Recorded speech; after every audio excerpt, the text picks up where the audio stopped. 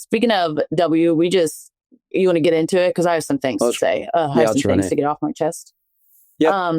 So we, Indiana Fever, have played Minnesota back to back, and they're like really fucking good.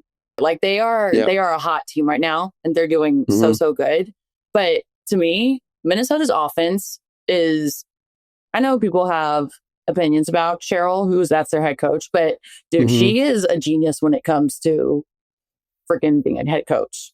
Like their offense, schematically, like everything, how they play on the floor, how she manages like the bench, yes, like how they have stacked the team, and like it is a little bit more old school, but like I that's my type of vibe. I think like they run a motion offense. Everyone on their floor can shoot. Everyone cuts. Everyone passes the ball. They make the simple pass, and like the ball movement that they have is ridiculous. Like they are stacked. And actually, Napheesa Collier, she was lived in Jeff City for a little bit, and then she moved to St. Louis.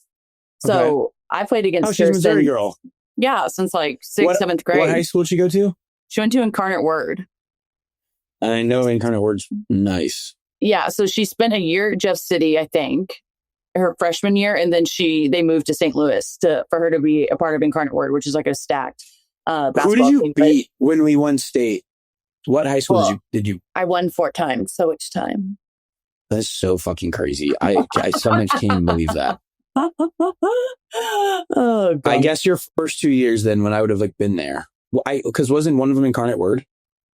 Yeah, I think so. She wasn't on the team at the time. I think that was my freshman year. But Napheesa is good. Like she's probably the best player in our league. She's a hell of a player. Damn.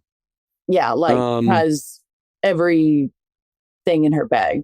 But she also. So would you go for what? You go? No, you're good. I was gonna say, would you to credit like high end ball movement to a head coach rather than just like a rock star team chemistry? Yeah, well, I think it's both. I think since Fee has been there, so Maya Moore, the legend of our game, used to be there, and then like they kind of went through a little bit of a slump, and then they drafted Napheesa. And Fee, I'm not kidding, like she's a hell of a player. Like she's defensive player of the year last year, I'm pretty sure. She can guard 1 through 5, and then she can shoot 3 ball. How tall is she? Like 6'2", but she's long and she's strong. Like she's a hell of a player. She's fun to watch. Hard to play against, but she's fun to watch.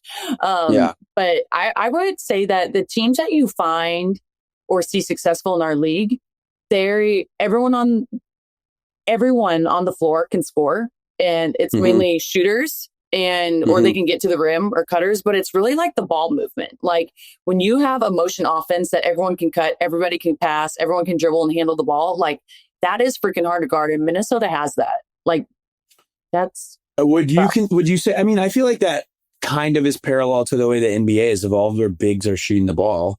Well, yeah, like you don't really see a lot of standard post players anymore, and if you do, they're really only in for a short period of time because typically, they can't handle the pace of the game, or like if they can't shoot the ball, then like it allows defenses to help on other stronger players offensively, or like they're in a drop position, so they're like their defense is in the paint, which is never good, especially if you have shooters coming off screens, because that's easier for them to get a shot off. So it just makes it difficult. You don't really see a lot of post players anymore.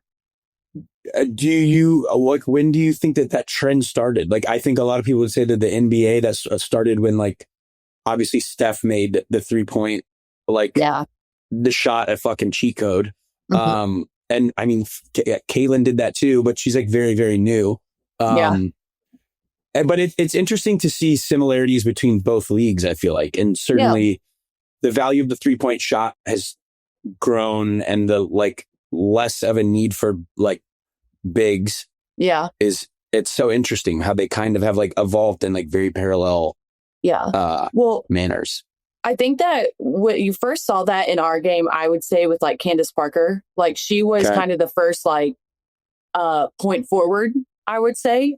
Like she's what, 6'4", 6'5", she can handle the ball, she can shoot it, but also if you try to put a little guard on her, she's gonna take you to the post. And I think that's kind of where you saw the adjustment is on the NBA side and WNBA side.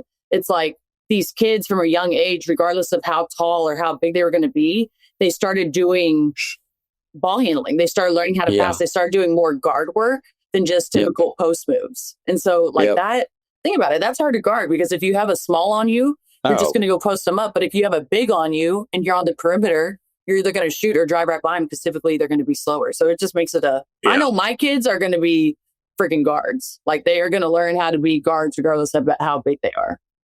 Okay. That's fascinating. But anyways, Minnesota and the Fever. Yep. Do you feel like they... You know what? We are going through it, but we are fighting. Like, they're number one in the league right now, and our team has fought. Like, we only lost by, I don't know what it was last night. I can't remember the score, but we kept it within like 10 or 11 throughout the whole game. And for us to have the roster we do, that's pretty freaking good.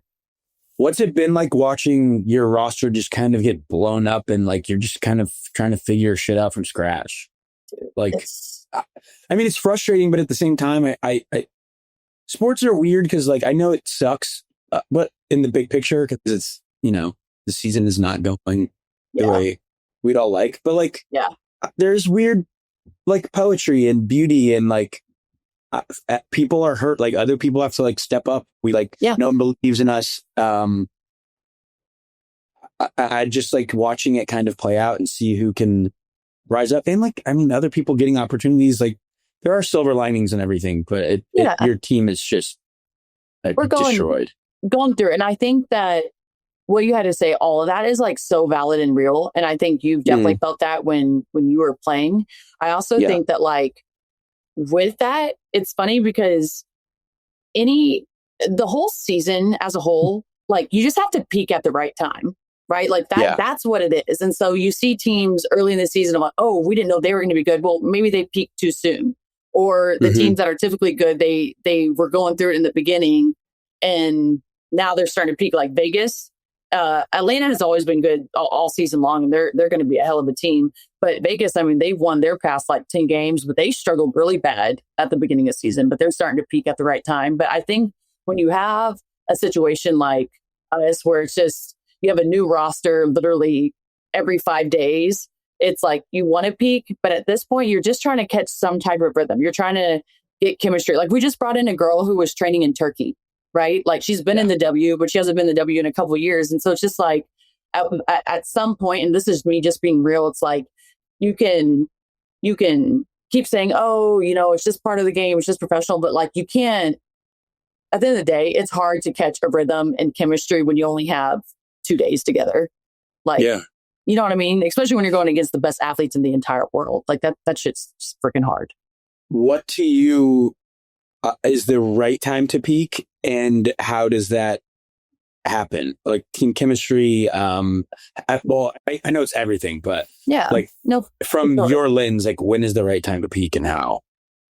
I think you want to start peaking, and you want to start really catching like chemistry and rhythm after All-Star break, or maybe like a game or two before All-Star break, because I think that like the team has to go through adversity. Like, you have to know how to handle tough situations. You have to learn how to lose bad and learn from it. Like, that's just a part of a season. That's part of the highs and lows. But I think you definitely want to start peaking and trending in the right direction, like right after All-Star break, because that's when you have that momentum going. And so I think we actually were doing that. Like, we were doing well before All-Star break and right after, but then, man, like, the injury bug just fucking came in and killed us all.